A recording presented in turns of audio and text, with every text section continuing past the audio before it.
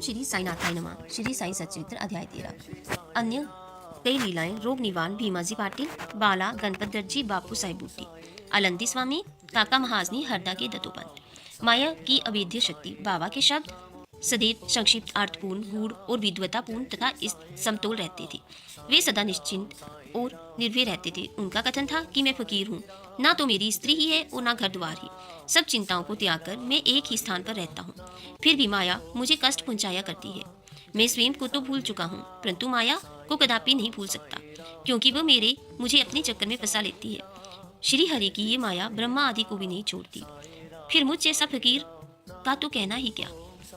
परंतु जो हरि की शरण लेंगे वे उनकी कृपा से माया जाल से मुक्त हो जाएंगे।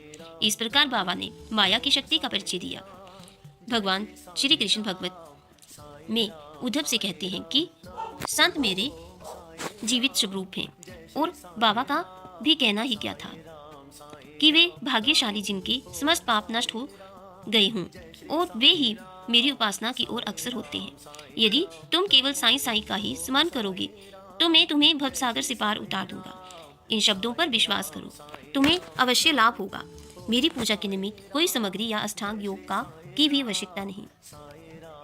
मैं तो भक्ति में निवास करता हूँ। अब आगे देखिए कि अनाश्रितों के आश्रयदाता साईं ने भक्तों के कल्याणार्थ क्या क्या किया। भीमाजी पाटिल, सत्य साईं व्रत, नारायण गांव, तहसील जून्नर, जिला पूना में एक महानुभव भीमाजी पाटिल को सन 1909 में वक्षस्थल में एक भयंकर रोग हुआ, जो आगे चलकर क्षय रोग में परिणत हो गया। उन्होंने अनेक प्रकार की चिकित्साएं की, परंतु कुछ लाभ न हुआ। अंत में हताश होकर उन्होंने भगवान से प्रार्थना की कि हे नारायण, हे प्रभु, मुझ अनाथ की कुछ सहायता करो। ये तो विदित ही है कि जब हम सुखी रहते हैं तो भगवत स्मरण नहीं करते, परंतु जो ही दुर्भाग्य घेर लेता है और दुर्दिन आते हैं तभी हमें भगवान की याद आती है। एक इसलिए भीमा जी ने भी ईश्वर को पुकारा। उन्हें विचार आया कि क्यों ना साईं बाबा के परम भक्त श्री नाना साहेब चंदोरकर से इस विषय में परामर्श लिया जाए, और इसी हेतु उन्होंने अपनी स्थिति पूर्ण विवरण सहित उनके पास लिख भेजी और उचित मार्गदर्शन के लिए प्रार्थना की। प्रत्युत्तर में श्री नाना साहेब ने लिख दिया कि अब तो केवल एक ही उपाय शेष है, और वह है साईं बाबा के चरण कमलों की शरणागति। नाना साहेब के वचनों पर विश्वास कर उन्होंने शिरडी प्रस्थान की तैयारी की। उन्हें शिरडी में लाया गया और मस्जिद में ले जाकर लिटाया गया। श्री नाना साहेब और श्यामा भी इस समय वहीं उपस्थित थे। बाबा बोले, ये पूर्व जन्म के बुरे कर्मों का ही फल है। इस कारण में इस झंझट में नहीं पड़ना चाहता। एक दुख में सुमरिन सब करे, सुख में करे ना कोई। जो दुख में सुमरिन करे, दुख काहे को होई। ये सुनकर रोगी अत्यंत निराश होकर करुणापूर्ण स्वर में बोला कि मैं बिल्कुल निसहाय हूँ और अंतिम आशा लेकर आपके श्री चरणों में आया हूँ। आपसे दया की भीख मांगता हूँ। हे दीनों के शरण, मुझ पर दया करो। इस प्रार्थना से बाबा का हृदय द्रवित हो गया और वे बोले, अच्छा ठहरो, चिंता न करो, तुम्हारे दुखों का अंत शीघ्र होगा। कोई कितना भी दुखित और पीड़ित क्यों ना हो, जैसे ही वह मस्जिद की सीढ़ियों पर पैर रखता है वह सुखी हो जाता है। मस्जिद का फकीर बहुत दयालु है और वह तुम्हारा रोग भी निर्मूल कर देगा। वे तो सब लोगों पर प्रेम और दया रख कर रक्षा करता है। रोगी को हर 5वें मिनट पर खून की उल्टियां हुआ करती थी, परंतु बाबा के समक्ष उसे कोई उल्टी ना आई। जिस समय से बाबा ने अपने श्री मुख से आशा और दयापूर्ण शब्दों में उक्त उद्गार प्रकट किए, उसी समय से रोग ने भी पलटा खाया। बाबा ने रोगी को भीमाबाई के घर ठहरने को कहा। यह स्थान इस प्रकार के रोगी और सुविधाजनक और स्वस्थप्रद तो ना था, फिर भी बाबा की आज्ञा कौन टाल सकता था। वहां पर रहते हुए बाबा ने 2 स्वप्न देखकर उसका रोग हरण कर लिया। पहले स्वप्न में रोगी ने देखा कि वह एक विद्यार्थी है और शिक्षक के सामने कविता मुखाग्र न सुना सकने के दंड रूप बेटों की मार से असहनीय कष्ट भोग रहा है।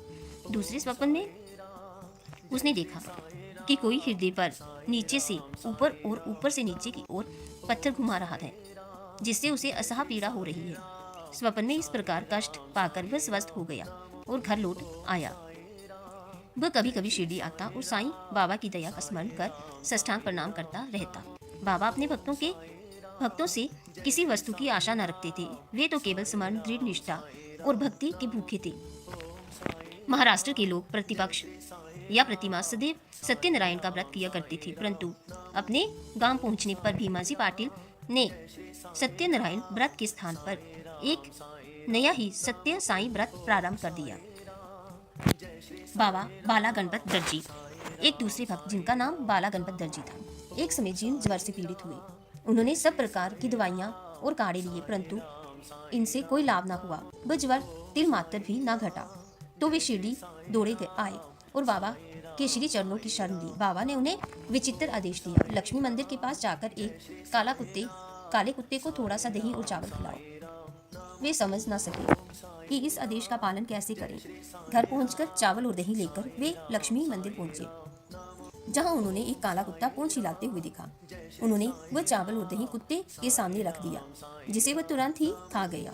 इस चित्र की विशेषता का वर्णन कैसे करूं कि उपयुक्त क्रिया करने मात्र से बाला दर्जी का ज्वर हमेशा के लिए जाता रहा। बापू साहिब बूटी, श्रीमान बापू साहिब बूटी एक बार अमल लपित के रोग से पीड़ित हुए।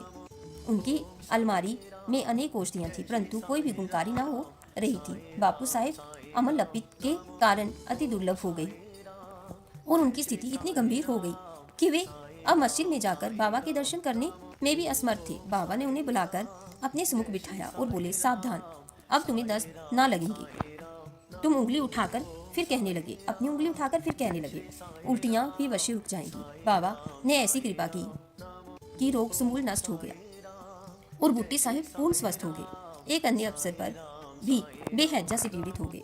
फलस्वरूप उनकी प्यास तीव्र हो गई। डॉक्टर पिल्ले ने हर तरह के उपचार किए, परंतु स्थिति न सुधरी। अंत में वे फिर बाबा के पास पहुंचे और उनसे त्रिशा रोग निवारण की औषधि के लिए प्रार्थना की। उनकी प्रार्थना सुनकर बाबा ने उन्हें मीठे दूध में उबाला हुआ बादाम, अखरोट और पिस्ता का काढ़ा पियो, ये औषधि बतला दी।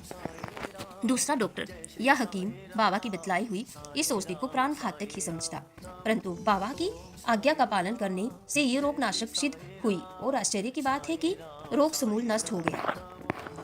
अलंदी के स्वामी, अलंदी के एक स्वामी बाबा के दर्शनार्थ शिरडी पधारे। उनके कान में असह्य पीड़ा थी, जिसके कारण उन्हें एक पल भी विश्राम करना दुष्कर था। उनकी शल्य चिकित्सा भी हो रही थी, फिर भी स्थिति में कोई विशेष परिवर्तन न हुआ। दर्द भी अधिक था। वे किंचित कर्तव्य विमूढ़ होकर वापिस लौटने के लिए बाबा से अनुमति मांगने गई। ये देखकर श्यामा ने बाबा से प्रार्थना की कि स्वामी के कान में अधिक पीड़ा है, आप इन पर कृपा करो। बाबा आश्वासन देकर बोले, अल्लाह अच्छा करेगा। स्वामी जी वापस पूना लौट गए और एक सप्ताह के बाद उन्होंने शिरडी को पत्र भेजा कि पीड़ा शांत हो गई है, परंतु सूजन पूर्ववत ही है। सूजन दूर हो जाए इसलिए वे शल्य चिकित्सा ऑपरेशन कराने बम्बई गए। शल्य चिकित्सा विशेषज्ञ सर्जन ने जांच करने के बाद कहा कि शल्य चिकित्सा ऑपरेशन की कोई आवश्यकता नहीं। बाबा के शब्दों का गूढ़ अर्थ हम निरे मूर्ख क्या समझे। काका महाजनी नाम के एक अन्य भक्त को अतिसार की बीमारी हो गई थी। बाबा का सेवा क्रम कहीं टूट ना जाए, इस कारण वे एक लोटा पानी भरकर मस्जिद के एक कोने में रख देते थे, ताकि शंका होने पर शीघ्र ही बाहर जा सके। श्री साईं बाबा को तो सब विदित ही था, फिर भी काका साहिब ने बाबा को सूचना इसलिए नहीं दी कि वे रोग से शीघ्र ही मुक्ति पा जाएंगे। मस्जिद के फर्श बनाने की स्वीकृति बाबा से प्राप्त हो चुकी थी, परंतु जब कार्य प्रारंभ हुआ तो बाबा क्रोधित हो गए और उत्तेजित होकर चिल्लाने लगे, जिससे भगदड़ मच गई। जैसे ही काका भागने लगे, वैसे ही बाबा ने उन्हें पकड़ लिया और अपने सामने बिठा लिया। इस गड़बड़ी में कोई आदमी मूंगफली की एक छोटी थैली वहां भूल गया। बाबा ने एक मुट्ठी मूंगफली उसमें से निकाली और छीनकर दाने काका को खाने के लिए दे दिए। वे क्रोधित होना, मूंगफली छीनना और उन्हें काका को खिलाना, ये सब कार्य एक ही साथ चलते रहे। स्वयं बाबा ने भी उनमें से कुछ मूंगफली खाई। जब थैली खाली हो गई तो बाबा ने कहा कि मुझे प्यास लगी है, जाकर थोड़ा जल ले आओ। काका एक घड़ा पानी लाए और दोनों ने उनमें से पानी पिया। फिर बाबा बोले कि अब तुम्हारा अतिसार रोग दूर हो गया, तुम अपने फर्श के कार्य की देखभाल कर सकते हो। थोड़े ही समय में भागे हुए लोग भी लौट आए। कार्य पुनः प्रारंभ हो गया। काका का रोग अब प्रायः दूर हो चुका था, इस कारण वे कार्य में संलग्न हो गए। क्या मूंगफली अतिसार रोग की औषधि है?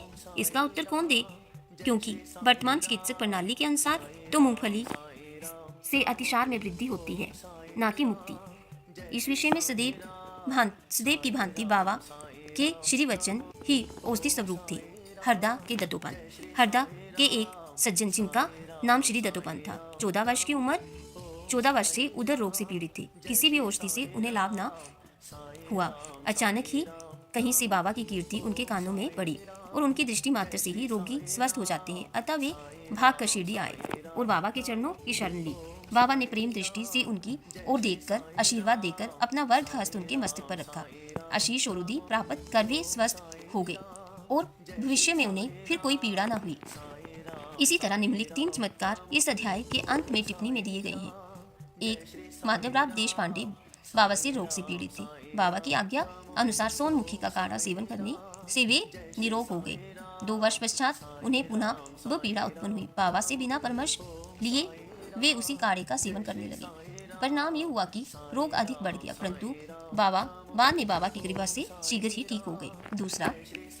काका महाजनी के बड़े भाई गंगाधर पंत को कुछ वर्षों से सदैव उदर में पीड़ा बनी रहती थी। बाबा की कीर्ति सुनकर वे भी शिरडी आए और आरोग्य प्राप्ति के लिए प्रार्थना करने लगे। बाबा ने उनके उदर का स्पर्श कर कहा, अल्लाह अच्छा करेगा। इस पश्चात तुरंत ही उनकी उदर पीड़ा मिट गई और वे पूर्णतः स्वस्थ हो गए। श्री नाना साहिब चंदोरकर को भी एक बार उदर में बहुत पीड़ा होने लगी। वे दिन रात मछली के समान तड़पने लगे। डॉक्टरों ने अनेक उपचार किए, परंतु कोई परिणाम न निकला। अंत में वे बाबा की शरण में आए। बाबा ने उन्हें घी के साथ बर्फी खाने की आज्ञा दी। इस औषधि के सेवन से वे पूर्ण स्वस्थ हो गए। इन सब कथाओं से यही प्रतीत होता है कि सच्ची औषधि जिससे अनेकों को स्वास्थ्य लाभ हुआ, वह तो केवल श्रीमुख से उच्चारित वचनों एवं उनकी कृपा का ही प्रभाव था। श्री सद्गुरु साईनाथार्पणम अस्तु। शुभम भवतु।